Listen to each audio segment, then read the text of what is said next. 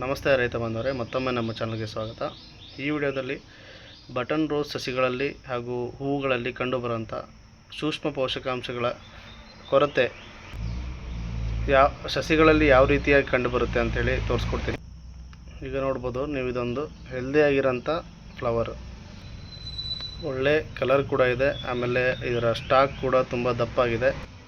ಈ ಥರ ಫ್ಲವರ್ ಇದ್ದರೆ ಮಾರ್ಕೆಟಲ್ಲಿ ಒಳ್ಳೆ ಮೂಮೆಂಟ್ ಕೂಡ ಇರುತ್ತೆ ಹಾಗೂ ರೈತರಿಗೆ ಒಳ್ಳೆ ರೇಟ್ ಕೂಡ ಸಿಗುತ್ತೆ.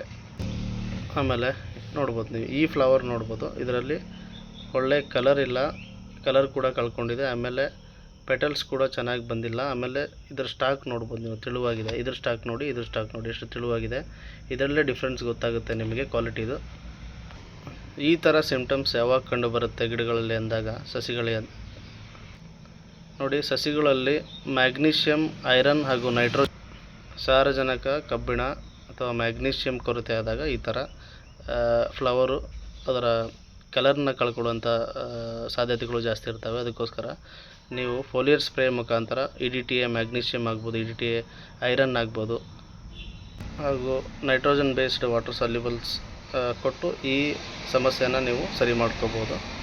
ಇದೇ ರೀತಿ ಬೇರೆ ಏನಾದರೂ ಕ್ವಶನ್ಸ್ ಇದ್ದರೆ ನಮ್ಮ ಕಮೆಂಟ್ ಸೆಕ್ಷನಲ್ಲಿ ತಿಳಿಸಿ. Thank you.